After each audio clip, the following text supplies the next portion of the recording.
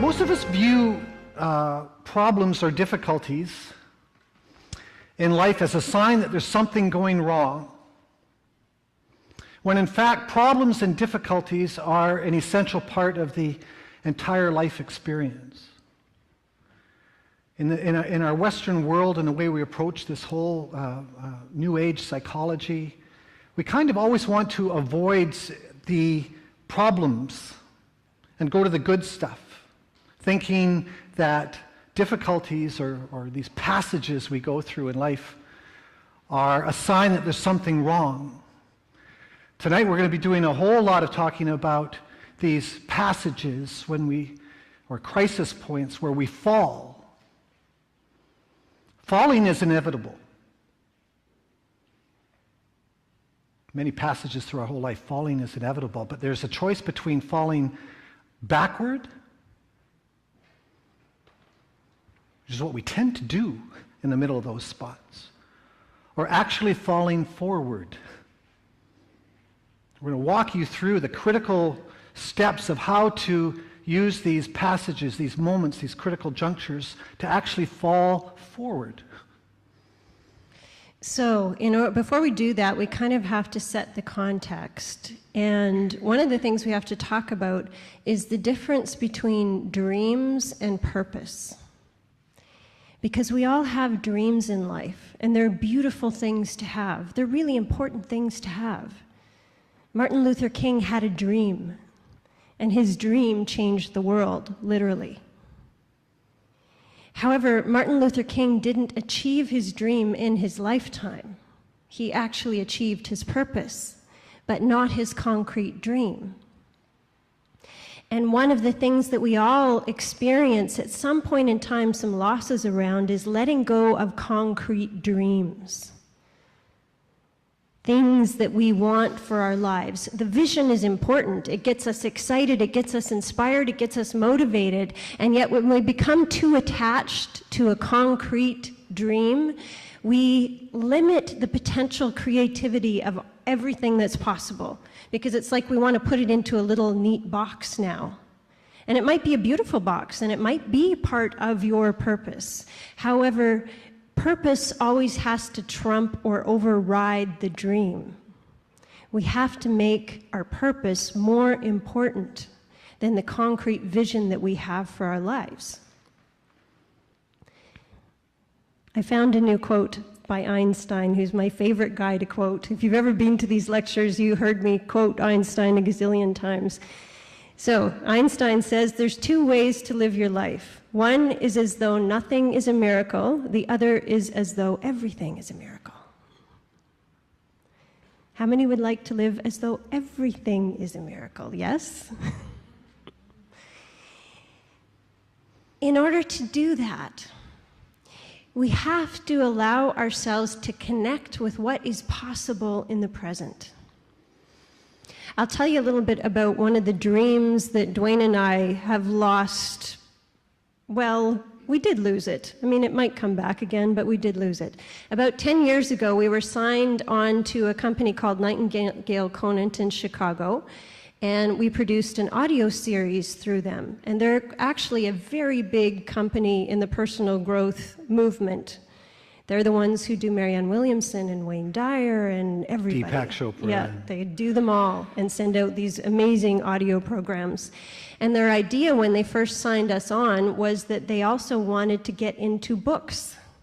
And so they wanted to do our audio series, and they wanted us to be one of their first ever authors on file. So this was a huge deal. We were going to be their first launch. Yeah, their book launch. Entry in the book realms, yeah.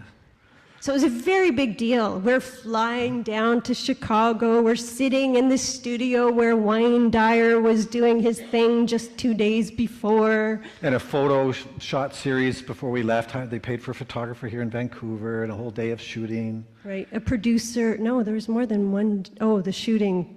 Yeah, there's more than one day of the audio program. You know, a little guy with headphones on behind the glass. It was all very cool. So we do this audio series. The day it comes out is 9/11. Apparently, everyone who was in the catalog that came out on the very day of 9/11 completely tanked, including us.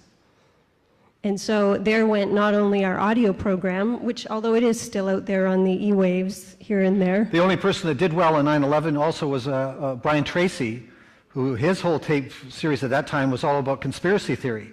So he did very, very well. I forgot about that. Yeah. Yes. We did not, however. We did not do so well.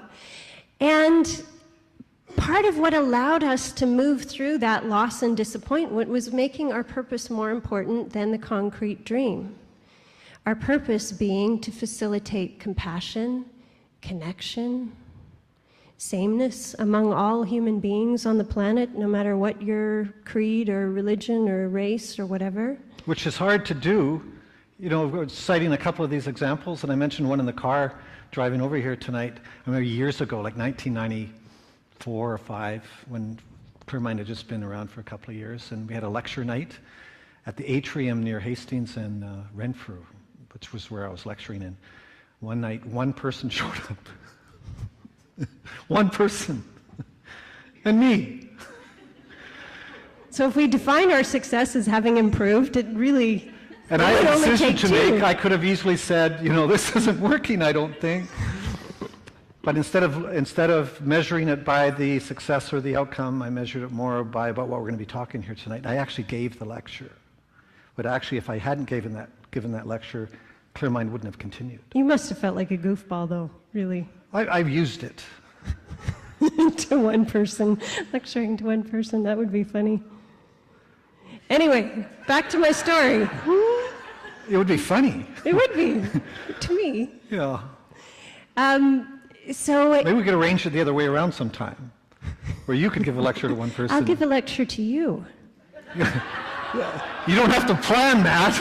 I could do that. They happen fairly frequently all by themselves. I could do that. I know I could. You could probably give me one right now if these people were in here.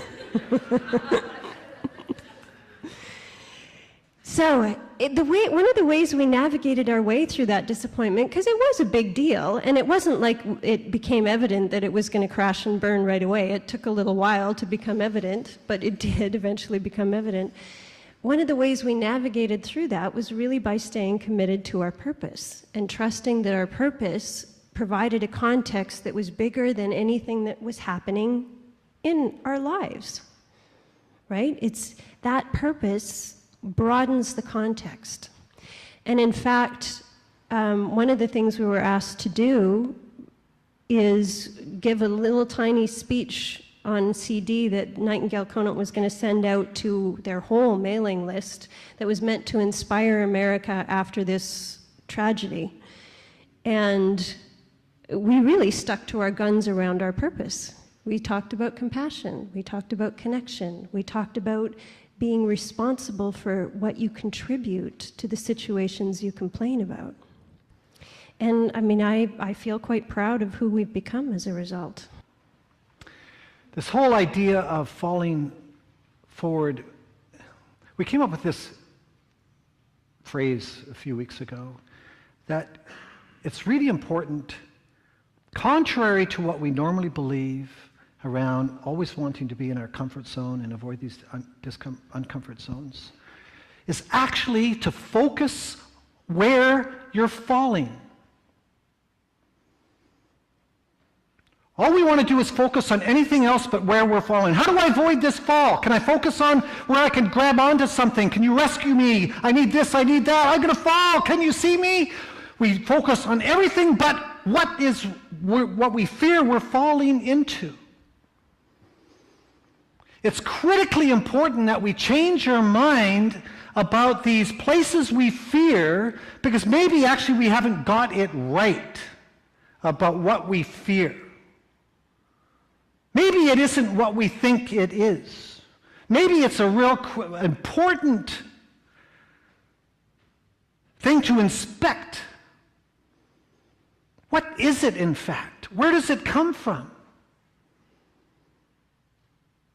We're of the idea, the moment we think, as Catherine said just a little while ago, that this thing that's in front of us, this fear or dreams, whatever they are, how they're supposed to show up. We have the same kind of two-dimensional view of our fears. We think we know exactly what it is and what it means. There's no question about that. It's the end of the story. We know what it is and we know what we have to do. Avoid it. We know what it is. We know what we have to do. We don't know what it is. We're going to learn a lot about that here tonight. And how that very thing we fear is actually a window to extraordinary possibilities. Once we develop some curiosity about it, but this thing that we fear, this thing that we put in front of us, this thing we made it mean, comes a whole lot from our past. We give it the meaning without even inspecting it. We've decided what it means before it even shows up. We're ready for it. Mystics throughout the ages talk about how important it is to be present, right? Not to allow the past to interfere with your experience of the present. The only way to do that is to actively disentangle your past from what is happening now in the present. Because as Duane said, too often we think we're perceiving reality out there, and we're not. We're just projecting what we're frightened of all over the situation. And challenging situations are the ones that offer the most material for that kind of projection, right? Things are hard. It must mean that life sucks. It must mean all kinds of things. And all of those crazy beliefs that we end up projecting onto present situations come from our past. They're actually suspicions that we're holding about ourselves, about others, about the world, that we made up way back there. And now when something bad happens in our present, that's what we want to make it all mean. And all of us have these suspicions that we're carrying. At some point in time, it's literally just an artifact of how we develop as human beings. The very first part of our brain to get wired up is our emotional brain because it facilitates bonding with our caregivers. So we're wired for relationship and connection before we're wired for anything else. And when anything happens to disrupt that connection, whether it's something really obvious like a parent yelling or hitting, or something much less obvious like we didn't get the kind of attention that we wanted, or didn't get the kind of validation or acknowledgement that we needed, whenever something like that happens, it's a terrifying moment because literally at a brain-based biological level, we believe that we cannot survive if we do not have connection. So that thing happens, we're terrified. The next thing we do is, oh no, what have I done? What have I done? What is wrong with me? We make it mean something about ourselves. I'm not good enough, I'm guilty, I'm bad, I'm wrong, I shouldn't this, I shouldn't that. Whatever it was back there, we put all of these, we carry these meanings forward. You imagine what I felt when I was standing in front of one person? The voices, and they wouldn't be so hidden either, because the one person would probably be imagining I'd be feeling something too. It probably felt like leaving, but was so kind, they were just going to stick around. Yeah, you can't get out and go to the washroom as an audience member, can you? You're the only one. But I mean, certainly that was a classic example of where I would be confronted with making it mean something that was very, very prominent in my story, in my family's story, and being men, and my dad failing, and here I am being yet another one that's failed. I may as well give up. End of story. That was like a megaphone in my ear in that moment. So, we just finished the Christmas season. We're going to use some examples tonight from a film called It's a Wonderful Life. Can you put the next slide on? There's the cover of it. Really, it's a great example of what we're talking about because George Bailey, who's the main character of this movie, his life is like all of our lives. He goes through a series of losses and disappointments and having to let go of his dreams. And it kind of culminates in this crossroads that we're going to be walking you through as well on a parallel journey using your own disappointments and losses to discover how we turn that around and ultimately make purpose more important than concrete outcomes. So George Bailey is now working for this firm called Bailey Building. No, he's not yet. We have to give his history first. Yes, I'm going to do that as well. But I'm saying where we currently are with George. Okay, I'll stop trying to control things right now. He's working for this small building and loan company in the middle of Bedford, because he's taken it from his father, who died and was running the company. But prior to that, when he was a child, he had a couple of experiences, some very intense experiences. One where he saved his little brother from drowning when they were tobogganing down a hill, and he fell into a pool of broken ice and was drowning, and he dove in after him. But from that, he became deaf in one ear. And another very prominent experience he had was when he was working, he's 10 or 11 years old, working for this druggist at a drugstore, and he was delivering drugs, medications on bike to some of the clients. And one day the druggist got a telegram that his son had just died. And he broke down, and he was drinking, and he was getting clumsy, and he ended up putting some poison in one of these medication bottles, and he noticed this. George noticed that the druggist had done this, and was trying to point it out to him, and he got beat up by the druggist, saying, how dare you be so insolent and all this. But he eventually realized what he had done, and he saved, somebody's life. This was serious poison that was about to be delivered. So he had some really important experiences in his life.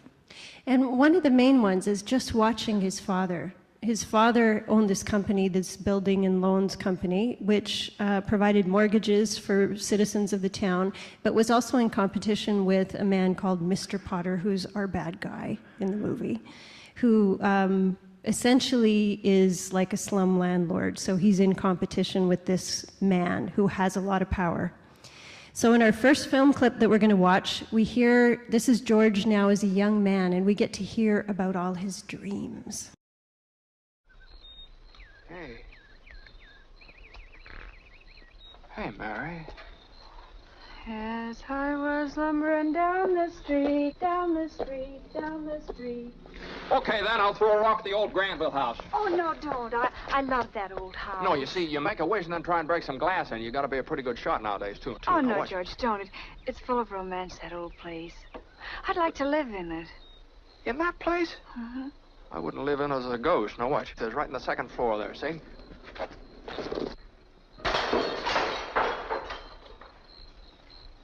What'd you wish, George? Well, not just one wish, a whole hatful.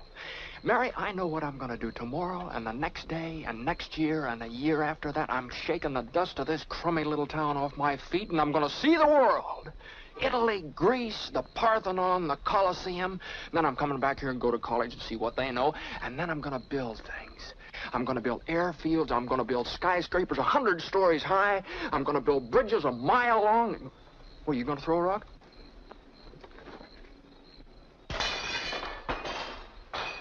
Hey, that's pretty good. What'd you wish, Mary? Buffalo gals, can't you come out tonight? Can't you come out tonight? So there he is with all his dreams as a young man. And as Duane mentioned, he then just starts to experience a whole lot of loss. Very shortly after this scene, his father actually has a stroke and he ends up dying. And he takes over the building and loan. He can't go to college. He's now in the family business, running it with Uncle Billy. He has a younger brother who he sends to college in his stead. His younger brother, Harry, is supposed to come back home After 4 years. and take over the building and loan after he gets his university degree so that then George can go get his. Doesn't happen because Harry gets married and gets a great job offer, and George lets that go. He ends up falling in love with Mary, this lovely lady, and they get married. and they're supposed to go off traveling on their honeymoon, and the very same day that they're leaving to go on their honeymoon, there's a run on the building and loan, and they end up having to give away all their honeymoon money to the people who are wanting it. In order to save it. So all of these things happen, and it kind of brings us to the point where we hit the final straw in terms of his dreams. What we're going to see the little clip from here is where his Uncle Billy loses $8,000 as he's about to deposit into the bank. Actually, he lost. It was actually stolen by Mr. Potter, unbeknownst to Uncle Bailey.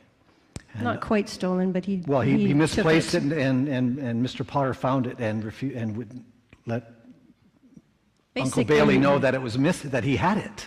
In fact, he knew this was his opportunity to put Bailey's savings or building and loan down. This was they would have to go into bankruptcy.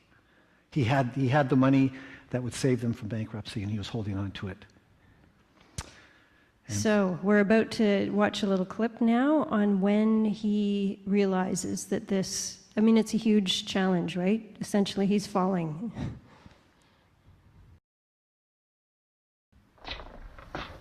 Merry Christmas, Duane. Merry Christmas, George. Mr. Bailey. Oh, Mr. Carter, I'm sorry. I was right with you. Uncle Billy?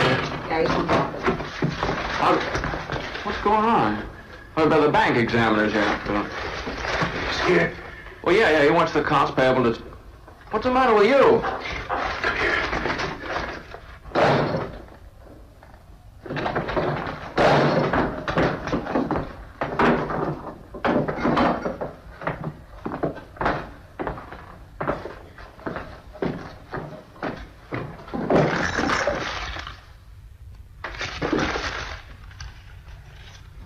Eustace? Yeah? Come here, man. Did you see Uncle Billy with any cash last night? He had it on his desk counting it before he closed up. Now, look, did you buy anything? Nothing, not even a stick of gum. All right. Now, we'll go over every step you took since you left the house, right? This way.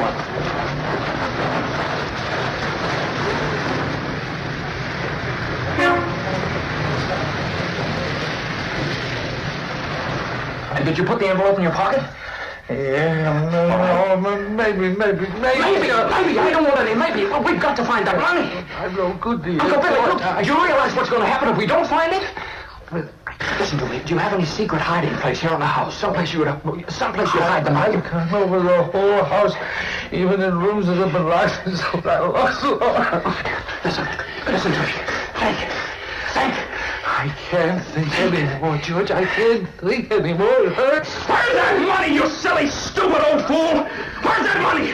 Do you realize what this means? It means bankruptcy and scandal and prison. That's what it means. One of us is going to jail. Well, it's not going to be me.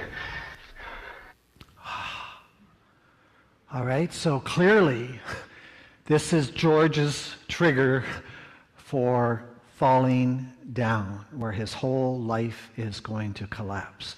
We want you to reflect and write down on the piece of paper you've been given and your pen or pencil, to write down what is an event in your life, perhaps a thematic event, that always does that to you, where you just fall and you become stuck, lost, in crisis, where you're certain you know what it means. This is what it means. It's tragedy. It's the end. You don't know what else to do. It doesn't have to be life-ending like this, where you're going to go to bankruptcy. It can just be an emotional situation that you traditionally always find yourself in, where another person does or says something where you're done, and you fall and you're beaten and you're lost. So this is really important to start this process with an event, and maybe it's something that happened, but more like what's current in your life that always gets you, a situation that always gets you. We're going to take 1 minute.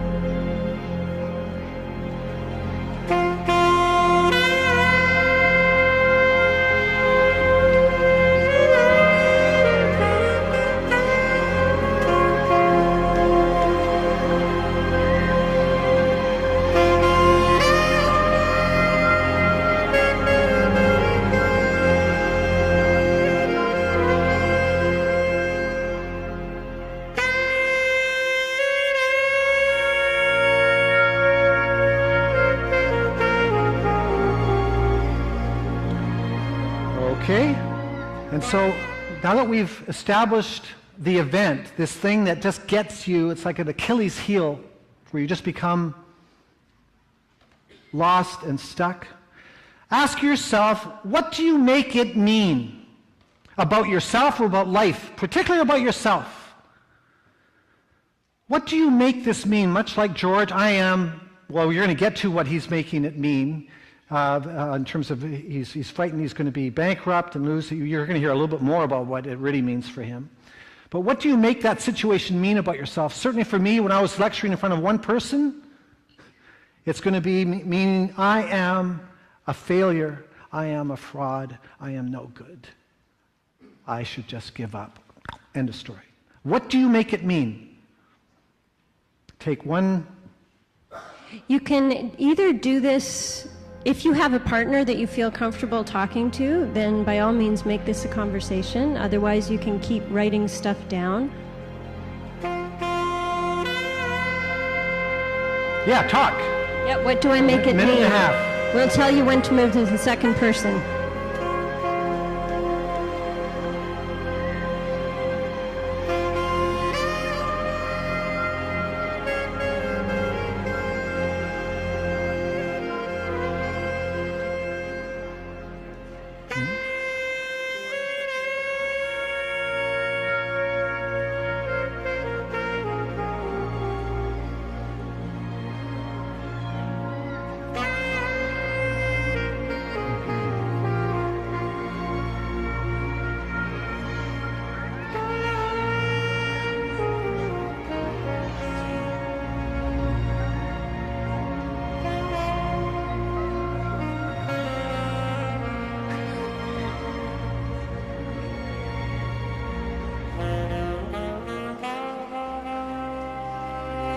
Thirty more seconds on person one.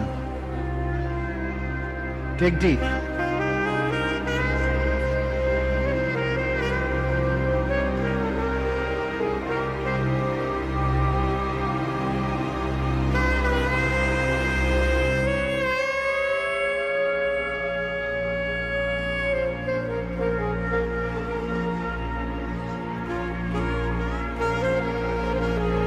Okay, switching to person number two, minute and a half.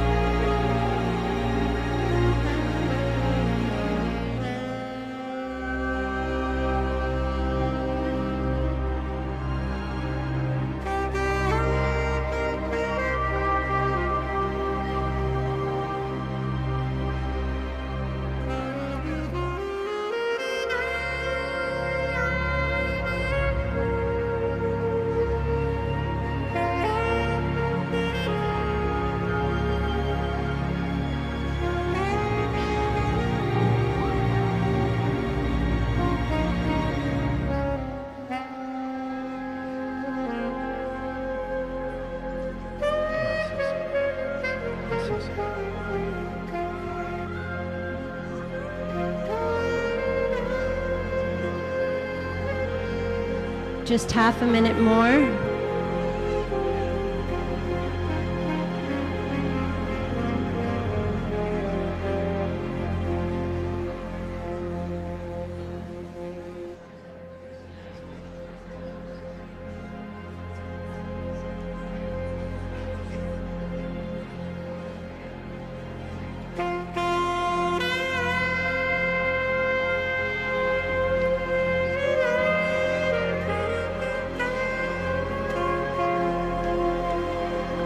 Okay. Now, it's really important to ask yourself when you are identifying what you make that event mean, are you being perceptive and curious? Or are you being projecting and convicted of it? Like we have such conviction of you already know what it means before it happens. Such an important developmental bridge for us in this whole, everything we're teaching you here tonight and in the work of Clear Mind, is if you make up your mind about what that means and you are no longer curious that it might mean something else, get used to it. That's your life. That's it. That's the end of your developmental passage in life. You have no idea how important it is to learn from the middle of those experiences, to become curious and to realize that I am just projecting, I'm not perceiving anything. My anxiety is up so high, my fear is up so high, I am deciding what it means. It's often when we're in our most reactive states that we become our most certain. We're at our most crazy, and we're convinced that we know exactly what's going on. And then once we think we know what's going on, it gets legs. Because what do? We take action, do we not? Again, the worst possible time in the whole world that you could decide to do something, and that's when you're going to do it. I know what this means, and this is what I got to do. And your actions are appropriate given the meaning that you've assigned to it, including somebody that's up on top of a building with a gun in his hand about to shoot people down below. What that person sees and the meaning that they've ascribed in front of them, killing right now is appropriate given what they see, believe it or not. Doesn't mean it's okay, folks, don't get me wrong here. But all actions, all behaviors that we have are appropriate given how we see things. It doesn't mean we're seeing accurately. So we have George now who has made his meaning, right? His suspicion of self, that he's a failure. This is the perfect evidence to prove that. He's going to go to jail, he's going to become bankrupt, he's... Going to give it legs. Yeah. Hello? Oh, Hello? What? Oh, you will, huh? Okay, Mr. Welsh, anytime you think you're man enough, you... Hello? Eddie? Dad, how do you spell hallelujah? How should I know? What do you think I am, a dictionary? Tommy, stop that, stop it. Janie, haven't you learned that silly tune yet? You play it over and over again. Now stop it, stop it. Notice the bridge in the building? That's his dream, right? He still wants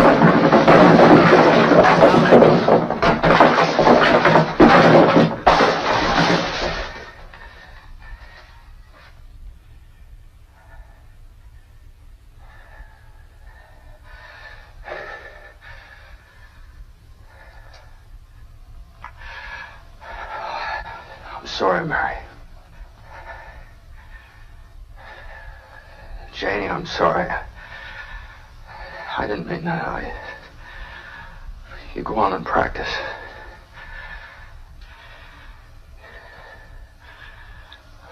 Pete, I owe you an apology, too. I'm sorry.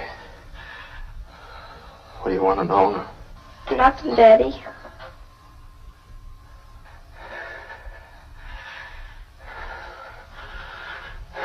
What's the matter with everybody? Janie, go on. I told you to practice. Now go on, play. Oh, Daddy.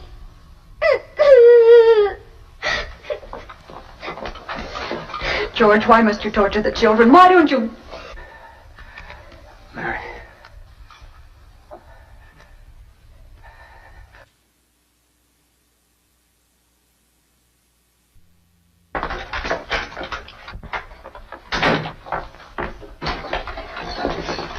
Bed for 247, please. Is Daddy in trouble? Yes, Pete. Shall I pray for him? Yes, Janie, pray very hard. Me too? You too, Tommy. Hello? So, Uncle you think Bill? George had a problem before he gave it legs? He thought he had a problem before he gave it legs. Now he has a whole lot more, right? He then went on down to the bar, and the person he was on the phone with was the wife of a teacher of his child that he was just insulting and asking for a fight. He ran into him at the bar and ended up getting a bloody lip. Things just kept on escalating. We don't have time to show the whole movie here tonight. But things started getting really, really rough. So our next step... These actions spring out of those negative meanings. From those negative meanings, those suspicions that we hold about self, other, and world, when we make these things mean, put these meanings on events, from there springs action. We think we're defending, right? We think we're defending ourselves. We don't realize that our very actions create the experience we're defending against, actually. Right? George, in that moment of reactivity with his family, thinks he is defending himself from being a failure. He's attacking, and he ends up having the very experience that he's trying to defend himself from, ends up just feeling guilty and horrible. So we want you to do the same kind of reflection. When you make those meanings, what do you do? So that same event, right? When you make it mean those negative things, what actions do you then take? Now, George is being reactive. Not all of our defenses are reactive. They're all equally destructive, but they're not always reactive. I get pretty quiet and icy. So I wouldn't look quite that messy. I'd look a lot more neat and tidy. Not pretty. But I could do some not pretty, serious quiet damage. and icy. Very quiet and very icy. They're prickly ice shards. They do just as much damage. Yeah. So be honest. What do you do when you make it mean that? Right. What are the defended actions you kick into? Be very honest about yourself. 1.5 minutes per person again. We told you we were going to make you work.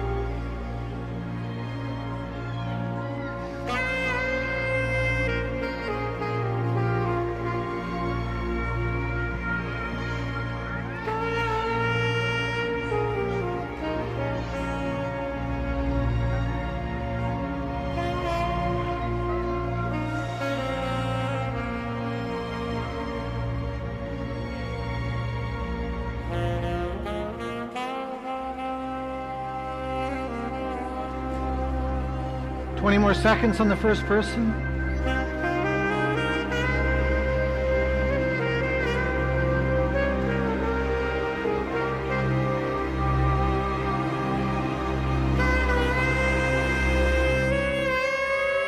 And switching to the second person.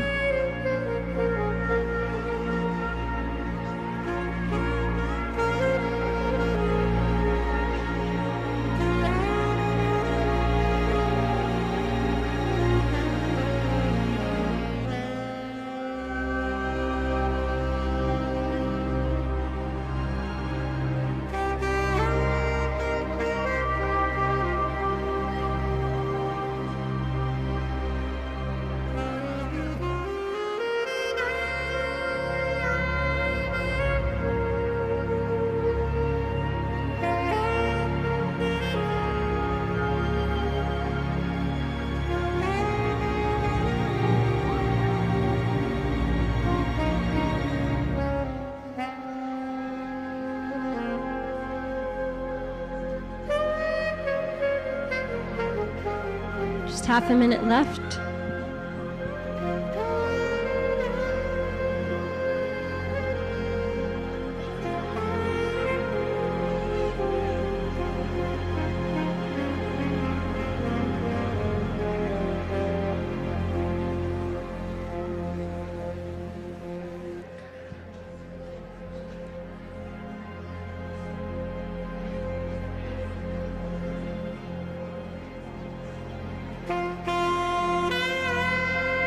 Okay, so back to George Bailey. Now George is taken off out of the house, got into this fight, and the heavens have answered. Remember, the family was in their prayers, so the message here is that the prayers got through, and actually there's a very nice little old angel guy that comes down named Clarence to help doesn't save have his him. wings. To help save him, because now George is taking it to the end, like he's done. Now he feels suicidal. And this is Partly because he's discovered that he's worth more dead than alive in terms of an insurance policy. right. So. That's right. He's got a $15,000 insurance policy, and he has he's worth more if he's dead than if he stays alive.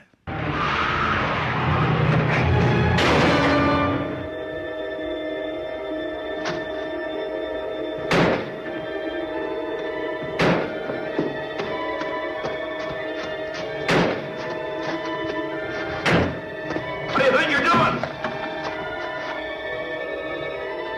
Now look what you did. My great-grandfather planted this tree.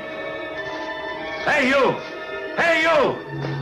Come back here, you drunken fool! Get this car out of here!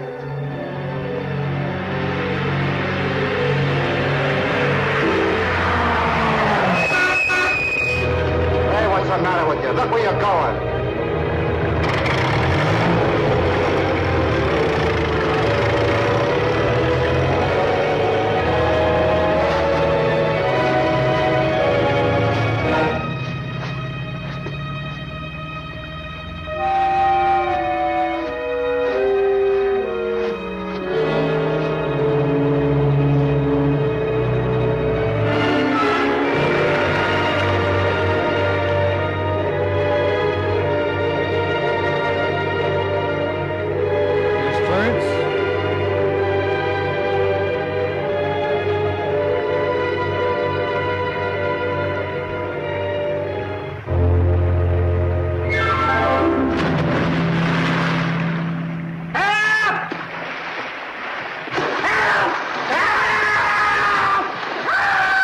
Clarence in the river.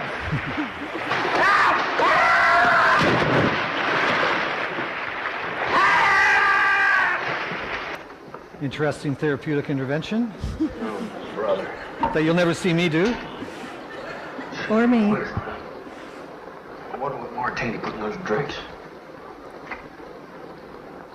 Hey, what's with you? What'd you say just a minute ago? Why'd you want to save me? That's what I was sent down for. I'm your guardian angel. I wouldn't be a bit surprised. Ridiculous of you to think of killing yourself for money. $8,000. Yeah, now just things like that. Now, how do you know that? I told you I'm your guardian angel. I know everything about you. Yeah. Only one way you can help me. You don't happen to have $8,000 on you. Oh, no, we don't use money in heaven. Oh, yeah, that's right. I keep forgetting it. Comes in pretty handy down here, Bob. Oh, tut. I found it out a little late. I'm worth more dead than alive. Now, look, you mustn't talk like that. I won't get my wings with that attitude. You just don't know all that you've done. If it hadn't been for you... Yeah, if it hadn't been for me, everybody'd be a lot better off. My wife and my kids and my friends. I mean, look, little fella, why don't you go off and haunt somebody else? No, now you don't understand. I got my job. Oh, shut up, will you? Oh, this isn't going to be so easy. Yeah, so you still think killing yourself would make everyone feel happier, eh? Oh, I don't know. I guess you're right. I suppose it'd been better if I'd never been born at all. What'd you say? I said I wish I'd never been born. Oh, you mustn't say things like that. You... Wait a minute. That's an idea. What do you think? Yeah, that'll do it. All right. You've got your wish. You've never been born. Okay. So before we pick up the plot there, we are going to ask you, what is the cost of making it mean that? And this is a really important one to consider. So when I run with these meanings and give them legs and take action, what is the cost of doing that in my life? Where do I end up? And it's really important to take an inventory of it because it's one way of taking responsibility for it. We don't realize when we get stuck in these situations how much we contribute to the very thing that we're complaining about. When we talk about you create your own reality, this is actually how. We react out of fear, and that invites a certain response from those around us. We're putting out fire with gasoline. We end up experiencing the very thing we're defending against. That suspicion of self, born in a moment of disconnection, that I'm not good enough, or I'm bad, or I'm wrong, or I'm guilty. We end up just creating that experience for ourselves through all of our defense system. This revelation, this insight, your whole life has been waiting to appreciate and understand. that the dilemma, the state you're in, is not so much a result of that event, so much as it is your interpretation of that event that you are living with. If you don't see your personal cost, that you are engineering yourself, again, get used to being stuck. You will keep thinking it's because of the events. I've got nothing to do with it. I am the victim to those events, period. You have no idea what you've done with it and the cost on your happiness in your life, and how little it takes to be able to start turning in the right direction of taking responsibility for what you are putting on it. That's when you can begin to fall forward, when you realize the cost that you have engineered and manufactured yourself. Big step that very few of us take. The temptation to explain this dilemma and this pain simply by what's happened to you is very, very seductive. But the cost on that is you are in the very place that you're defending against. George is just going to be dead. That's it. That's what he's going to get out of it. What is the cost? So 1.5 minutes a person once again.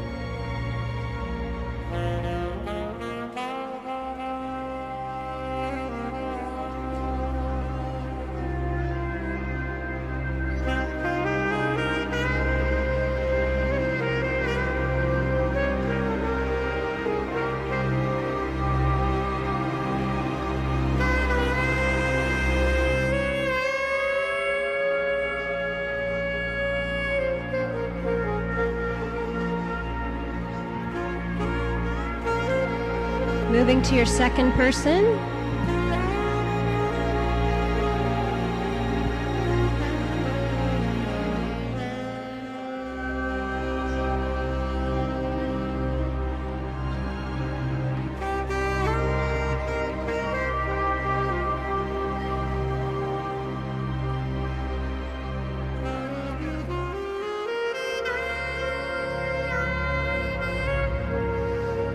What is the price you pay?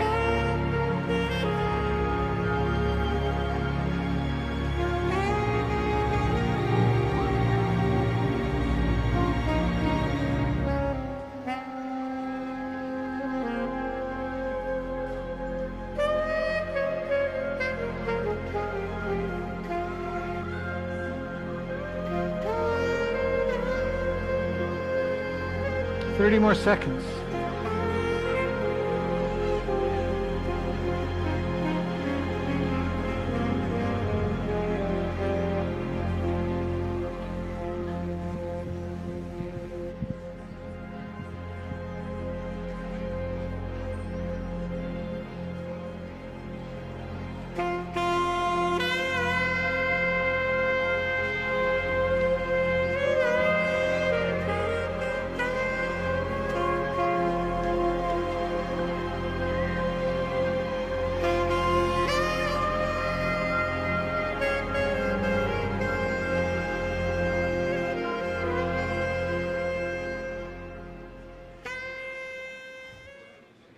Now we get to all the good stuff.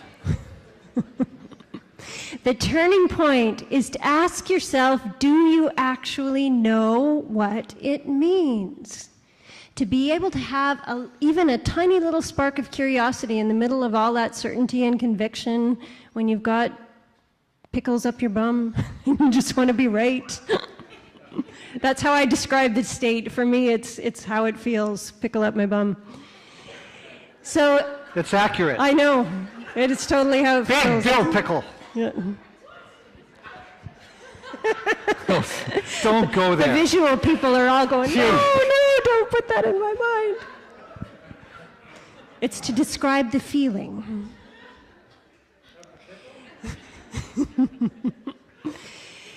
So, to actually question when you're in that state and you feel so certain that you know what it means and you're a victim to something that's happening, do you actually know what it means?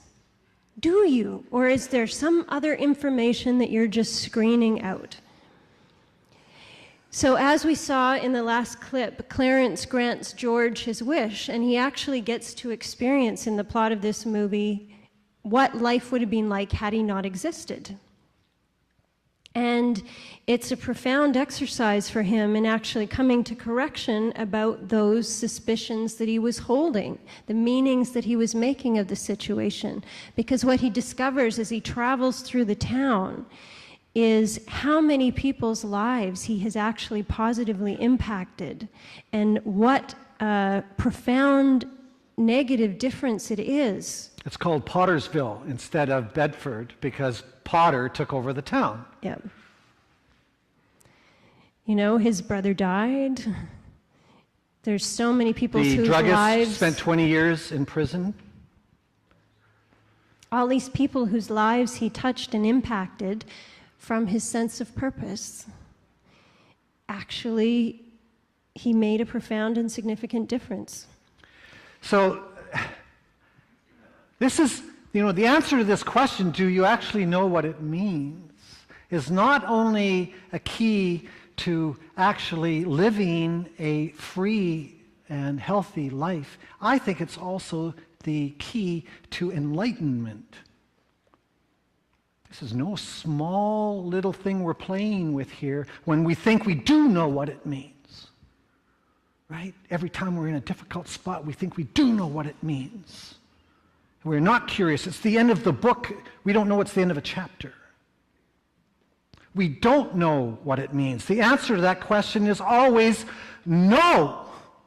And you have to yell it the way Duane yells it.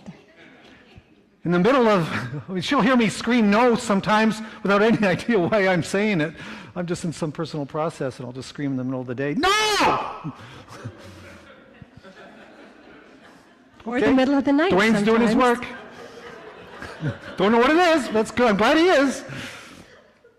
Right? We do not know what anything means. This is the true definition of a mystery school. That's what a mystery school is never contending that we know the ultimate meaning of anything, because we're actually incapable of knowing.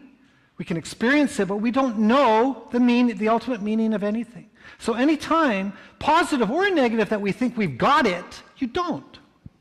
And this is where we tie it back into that quote from Einstein we started from.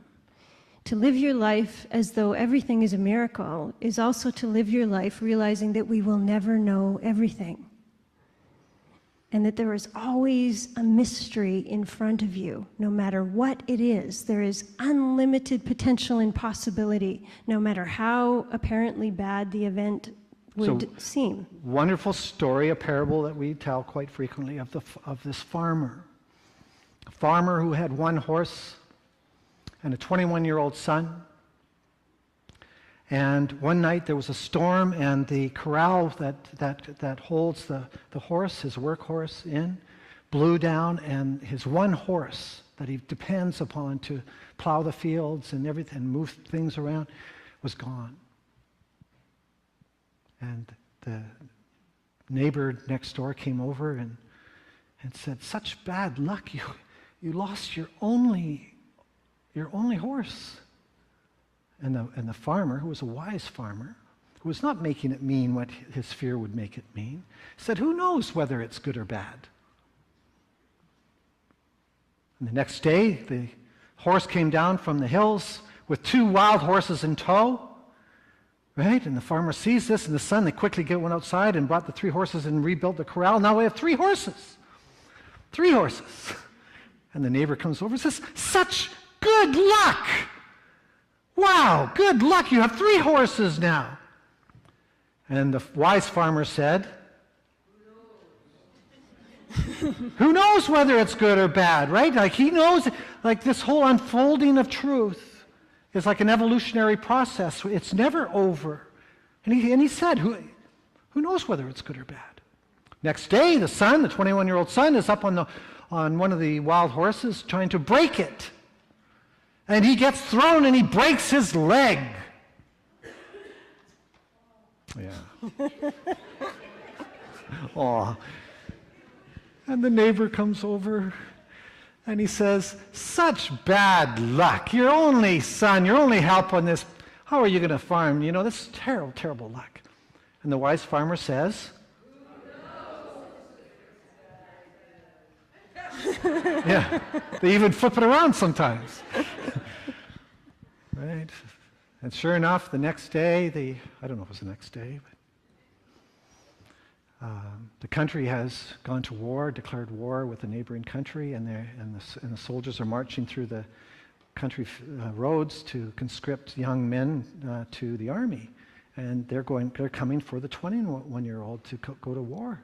And they come marching in and to get the son, and they see he has a broken leg, and of course they can't take him. He's got a broken leg, and they move on and go to the neighbor's son instead. And but the neighbor comes over and says, "Such good luck! You know, how you've got such good luck." And the wise farmer says, It's a beautiful little Buddhist parable, that one, and it's really meant to illustrate always adopting a position of never knowing. Unlimited curiosity. Who knows? Who knows? Because until we're at the very end of our lives, we're always going to be in the middle of our book and not our ending. Always. Think that, you know, as we are encountering these situations where we think we know what it means, the wider we make the context about what is possible, the closer then we are actually getting to reality. Because reality is a very big thing. The wider it gets, the closer we get to what the truth of this, the macro truth of this micro situation actually is. Such is the state of enlightened masters who can see that kind of almost divinity in any situation. The truth of what this situation is actually divine, that I'll never totally embrace. They remain curious. They remain interested. How interested are you there? Versus how certain are you? So, our turning the corner, we ask you the question, what might it mean? Do you know what it means? No is always the answer. What might it mean? Meaning, what are the other possibilities aside from the ones you have put on that situation? And we're not asking you here to come up with a different box to put your experience in.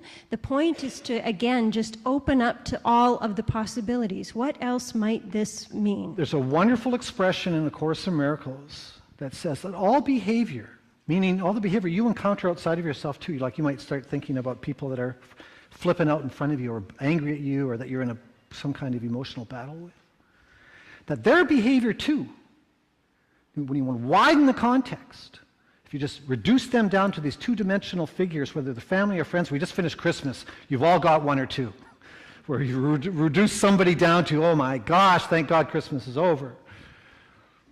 That their behavior, all behavior, your behavior, their behavior, everyone's behavior is either an extension of love or a call for it.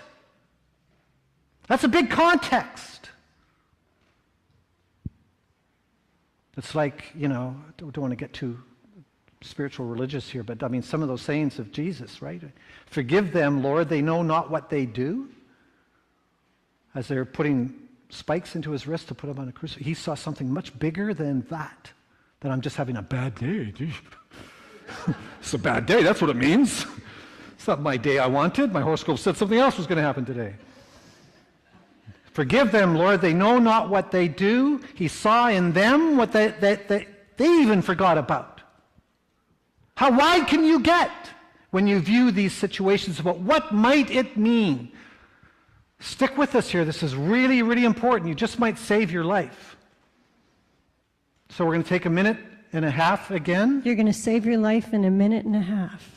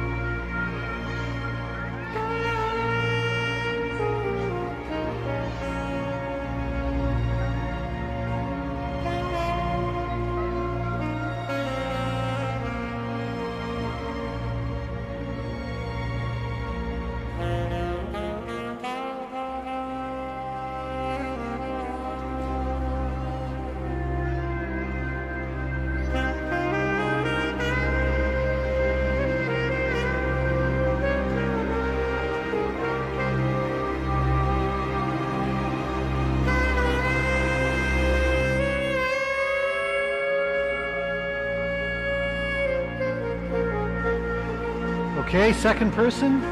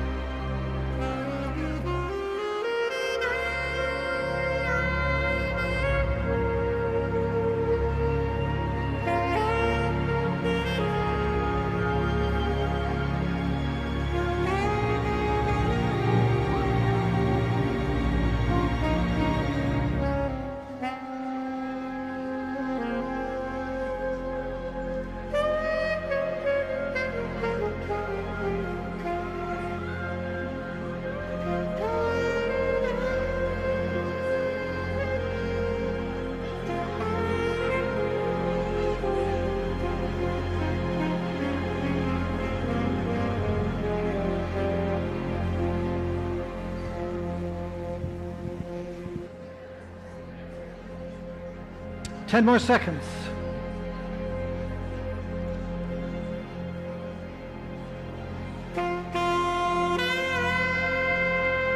Okay, just finishing up that thought.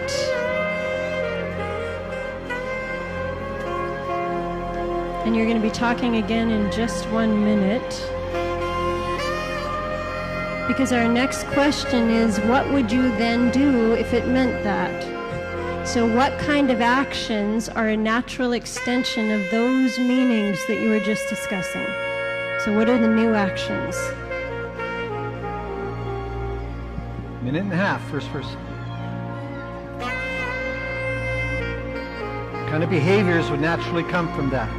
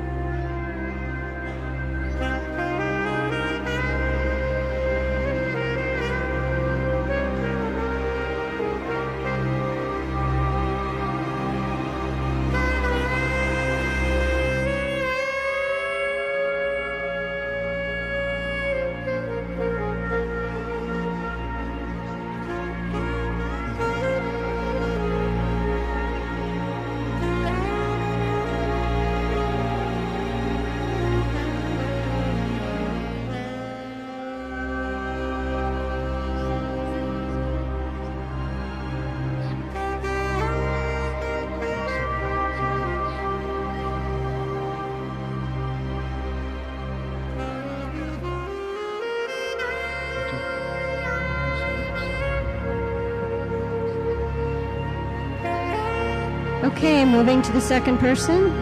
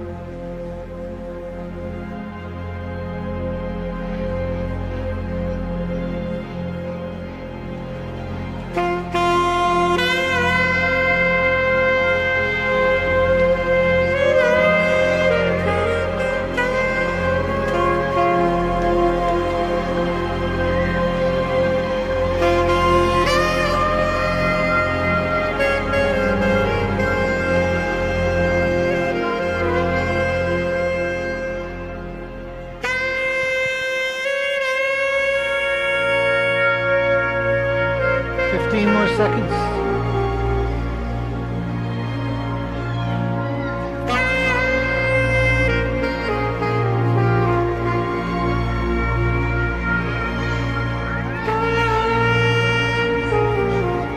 Okay. So the last question we're going to have you ask yourselves is, what would the benefit be in making it mean that? And this is, I think, a highly existential question that a lot of us have a hard time wrapping our heads around in our struggle through all these things, all these difficulties and conflicts and all of that. Can you actually relate to the benefit, the territory that you would inhabit if you made it mean that and did actions that supported that and gave it legs? Can you relate to living there? Are you actually worthy of it? Because you have to embrace those benefits and say, I can relate to that. That's where I want to live. Because you are committed to where you're living. So, we're going to take another minute, just a minute each, to ask ourselves this final question. What is the benefit to making it mean that then? Right? And believing that and giving it legs and the behaviors. What is that benefit? What would life be like?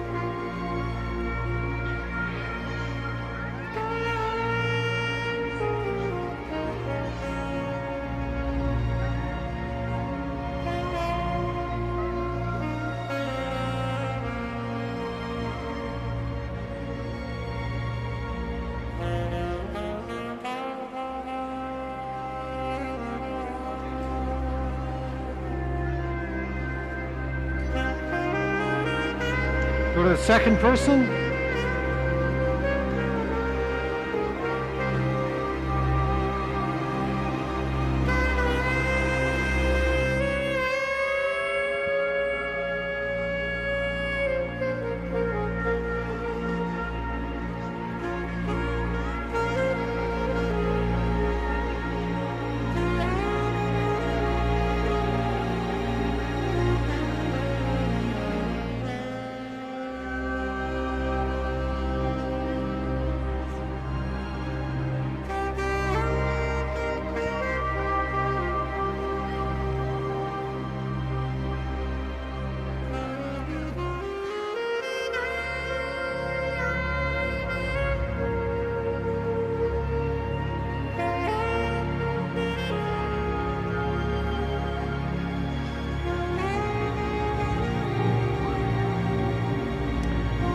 Okay.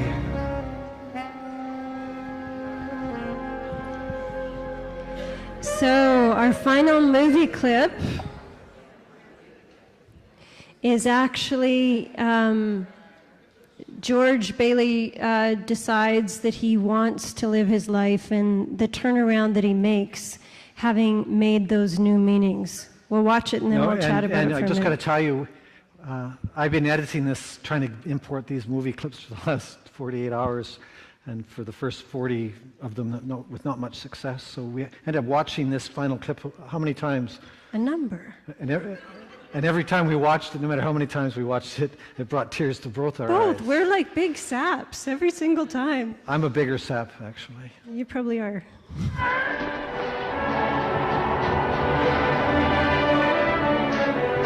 Clarence! Clarence! Help me, Clarence! Get me back! Get me back! I don't care what happens to me! Get me back to my wife and kids! Help me, Clarence, please! Please! I want to live again! I want to live again! I want to live again! Please, God, let me live again.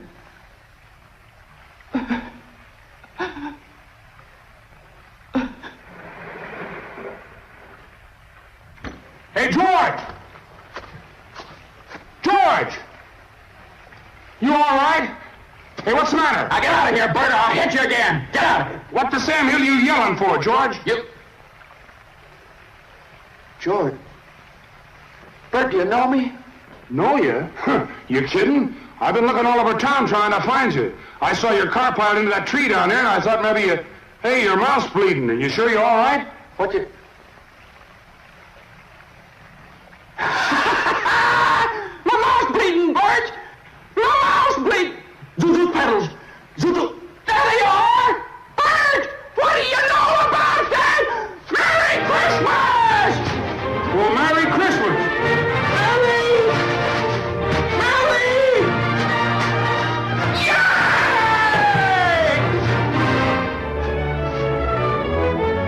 Yay! Hello, Bedford Falls! Merry Christmas!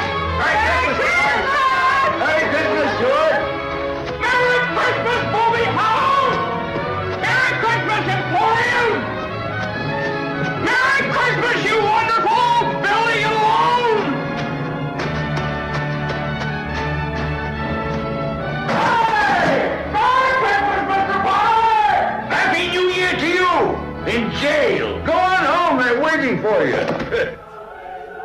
Mary! Mary! Mary! Well, hello, Mr. Bank Examiner! How? Mr. Bailey, there's a deficit. I know, $8,000. George, I've got a little paper. I'll bet it's a warrant for my arrest. Isn't it wonderful? I'm going to jail. Merry Christmas, reporters. Where's Mary? Mary! Oh, look at this wonderful old drafty house. Mary! Mary! Mary! Have you seen my wife? Mary! Daddy! Kids! Hey! Kids! Jenny, call me! Oh, I could eat you up. Where's your mother? So we're looking for you. Uncle Billy. Daddy! Zuzu, my little ginger snap, how do you feel? Fine. Not a switch of temper. Not a switch of... Hallelujah! Hello? George! George, darling, Mary! George, down! Where are you? Oh, George, no, George! George! Are you real? George! Well, you have no idea what's happened to me. I have no idea what happened. Well, come on, George, come on downstairs. Quick, on the way. Come on. I'm on in here now. Now you stand right over here by the tree. Right there, and don't move. Don't move. What's happening? Come on. Let them come in. George, it's a miracle. It's a miracle. Who's gonna come, Daddy? Who, Daddy? Come in, Uncle Billy. Everybody in here. George!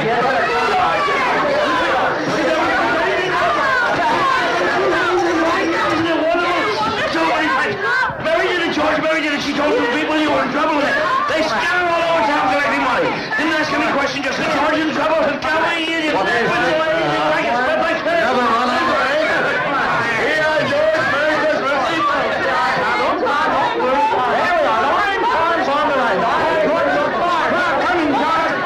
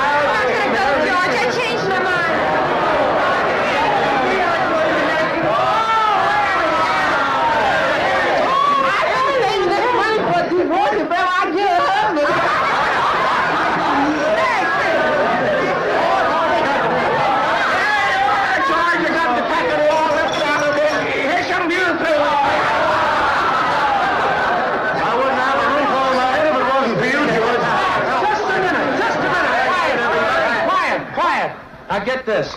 It's from London. Oh. Mr. Gower cabled you need cash. Stop. My office instructed to advance you up to $25,000. Stop. Hee-haw and Merry Christmas, Sam Wainwright.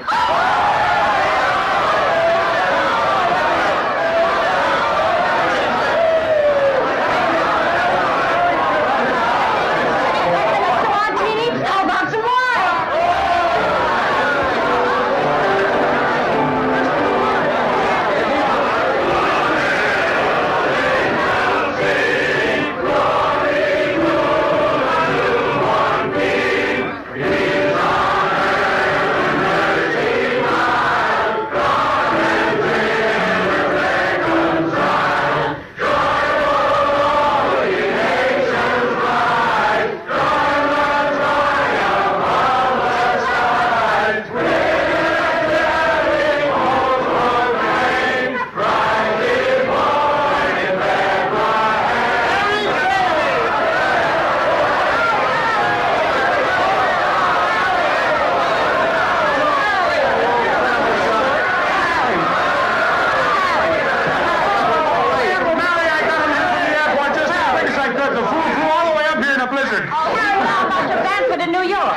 In the middle of it. As soon as I got Mary's telegram. Good idea, Ernie, a toast.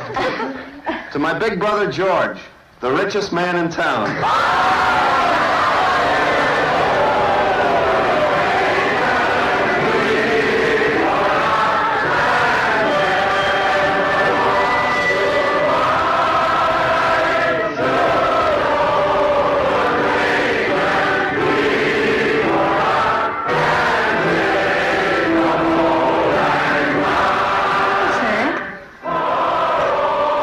Christmas present from a very dear friend of mine.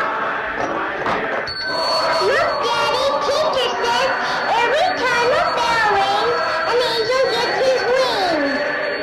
That's right. That's right. Attaboy, Clyde.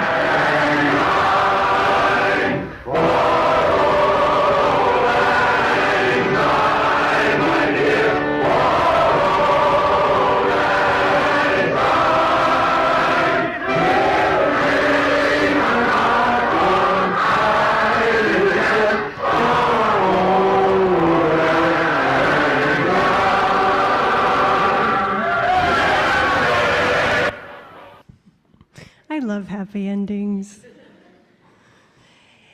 So the point I want to make about this last sequence is actually before the big miracle happened, he'd already changed his mind about all that sequence of negative things that he was complaining about. So when he was running through the town, he was actually, we didn't show every piece, but everything he was joyful about was something that he was complaining about prior to. Including the knob on the stairwell. Used to be what would drive him crazy about this drafty house. Cranky old buzzard. Mm-hmm. So the miracle actually happened in terms of how he was perceiving things before the concrete thing happened and he got his money. And that, I believe that to be possible.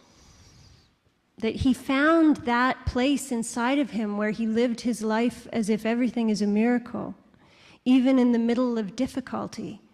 And he was able to see the beauty in the middle of the mess. I'm going to jail, isn't it great? Maybe particularly in the middle of the mess, as opposed to being rescued from the mess. The miracle is not the rescue. The miracle is who he became, who you become, who I become in the middle of the mess. Because that's all that is important. That's it. Who are you in the middle of those messes? What meaning are you going to make it all mean? And that's the profound opportunity of all these difficulties that we run into. We can actually use them to fall forward, to go to those places where we wouldn't normally choose to go. Often it's situations that are hard, crises, difficulty that bring us to those places, and they're vitally important for our own growth and development. You're never going to be all of who you can be without them. So you deserve the opportunity to do more than just what we did here tonight. Is basically, we just sort of drove by each one of these steps. Hopefully it caught your attention if you haven't done the awakening before. Because what we do at the awakening is actually have an experience of what we're talking about. Once you've had an experience of what we're talking about, you can never dissolve that experience or erase that experience. You know that's possible. The depth of what occurs in the awakening workshop with people, with that group of people, isn't just about making things better when you get home. It's you have an experience of what better means right with other people in the middle of all these things that you are pioneering paths in towards. You have an experience of what the human condition, yours, is capable of being, and what the inherent nature and condition of the human condition with everyone actually is, waiting to be remembered. And perhaps the only reason we're here is our job is to be actually Clarence with ourselves. Because aren't angels really our highest self, trying to remind us of what the truth really is? And don't you and don't we all deserve to be celebrating what that inherent nature of the human condition is all of the time in this human body, in this limited human experience? Instead of just staying stuck in some place where I know what it means and life sucks. When does life start anyways? I'm waiting. How come nothing good happens to me? Because I'm not doing it. I'm not seeing it. I'm not looking for it. I'm not curious about it. I'm not contributing to it. You can, and that's really, I don't know what to say about the awakening, folks, if you haven't done it. Because no matter what I say will never, ever compare to what actually happens there. But I think one of the things that I feel most privileged to be able to witness over and over again is the beauty that is inherently in the middle of these messes we find ourselves in, and actually that's locked up in the very place where you think it isn't. Mm-hmm. The last place you look. The very last place. When people are willing to go there and open up to these suspicions that we hold about ourselves and be vulnerable with each other, it's really, I think part of the healing is not just in doing that yourself, but in being able to witness that in others as well. We start to understand what connection really means and what we're really all a part of. And we started this out by talking about purpose. I believe every single person in this room has a purpose. And I know for sure that that involves other humans. Because all of our purposes have to do somehow with connection and relationship and other people. And I'm going to put Einstein up again because I love it. And also because it really is, certainly this is how I want to live my life, as though everything is a miracle. And really, I wish the same for all of you. So thanks for your time and attention.